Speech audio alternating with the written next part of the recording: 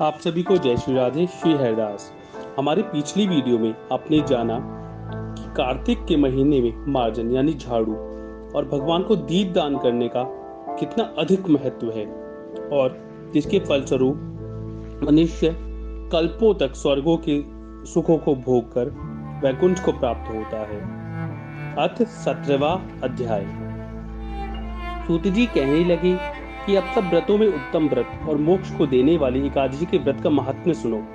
एकादशी तिथि कृष्ण पक्ष की हो या शुक्ल पक्ष की, अन्न नहीं खाना चाहिए। जो एकादशी को अन्न खाता है वह पापों का भक्षण करता है। एकादशी का व्रत माता के समान उसकी रक्षा करता है। दशमी तथा द्वादशी को भी एक समय ही भोजन करना चाहिए। नारद जी कहते हैं कि गंगा के समान तीर्थ नहीं, माता के समान गुरु नहीं, विष्णु के समान देव नहीं, अन्न न खाने के समान तप नहीं तथा शांति के बराबर सुख नहीं, सत्य के बराबर ज्योति नहीं, कार्तिक के समान मास नहीं, ज्ञान के समान लाभ नहीं तथा एकादशी के समान व्रत नहीं। व्रत करने वाला प्रातः समय उठकर भगवान का पूजन करे, पुराणों की कथा सुने, एकादशी की रात्रि को जागरण करे। नारद जी कहने लगे कि हे राजन, अब एक इतिहास सुनो। नर्मदा के तट पर गालब ऋषि का अति शोभायमान आश्रम था। मालब का भद्रशील नाम का एक पुत्र था जो विष्णु का परम भक्त था। वह बालकों के साथ भगवान की पूजा किया करता था, साथ ही बालकों को उपदेश करता कि वह भी भगवान का पूजन करे तथा एकादशी का व्रत करे। बालक भी उसका उपदेश सुनकर वैसा ही किया करते थे। अपने पुत्र के चरित्र को सुनकर एक समय उसके पिता गालब ऋषि ने पूछा कि भद्रशील, तुम सदैव भगवान की पूजा में लगे रहते हो पुत्र, यह उपदेश तुमको किसने दिया? यह बात सुनकर भद्रशील कहने लगा कि पिताजी, आपको अपने पूर्व जन्म का वृतांत सुनाता हूँ। पहले जन्म में मेरा जन्म चंद्रवंश में हुआ था। धर्मकीर्ति मेरा नाम था। दत्तात्रेय जी से मैंने शिक्षा दीक्षा ग्रहण की। मैंने 1000 वर्ष तक राज्य किया। उस काल में मैंने अनेक धर्म तथा पाप के कर्म भी किए, परंतु दैववश में बुरी संगत में पड़ गया और वेद मार्ग छोड़कर पाखंड मार्ग पर चढ़ पड़ा। मेरे इन आचरणों को देख प्रजा भी पाप के कर्म करने लगी।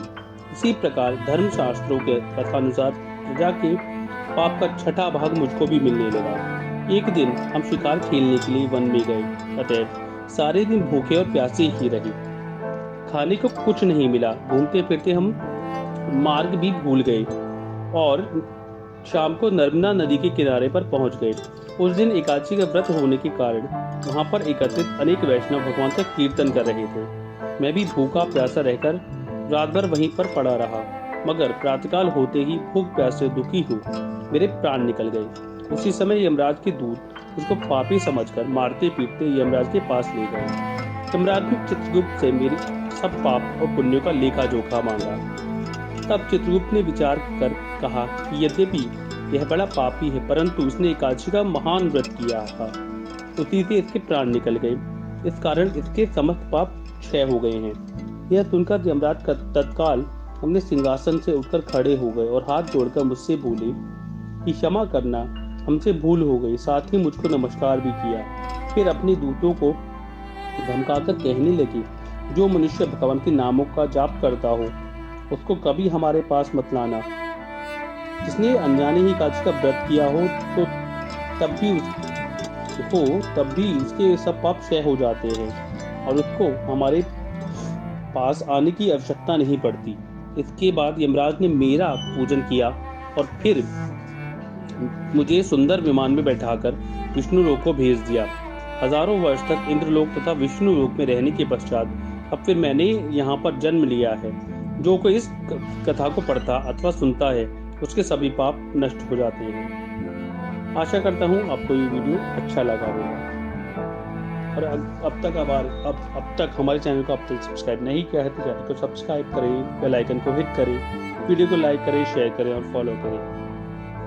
तब तक के लिए जय श्री राधे श्री हरदास। मिलते हैं अपने अगले यानी 18वें अध्याय में।